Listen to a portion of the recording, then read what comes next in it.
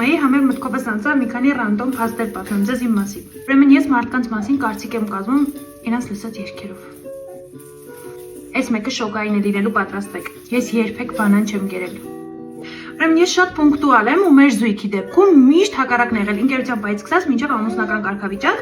միշտ ես եմ սպասել Կարուշին։ Նույնիսկ մի անգամ Վալենտինին Կարուշը իր ասած ժամից 4 ժամ ուշացավ։ Ու իմ ամբողջ Վալենտինը անցավ նեղացած, հոտած վիճակում։ Ես առաջին անգամ ճամբար եմ գնացել 8 տարեկան, մենակ, անծանոթ միջավայրում, որտեղ հեռախոս չէր կարելի։ Ուրեմն ես 13 տարեկանից կամավոր եմ եղել հասարակական կազմակերպություններում ու եկեղեցում։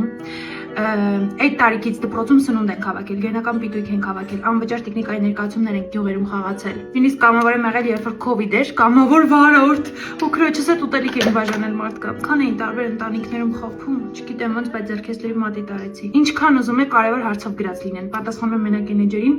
ովքեր ինձ հետևորդ են։ Վերջում ես միշտ իմ տեսքը հավանում եմ անցյալում։ Ունեք հիմա այլ չեմ հավանում, բայց մյուս տարի այս տեսքս հաստատ կհավանեմ։ Ես գնացի, դուք ինքնավարություն եմ գրեք, եթե կուզեք մաս 2։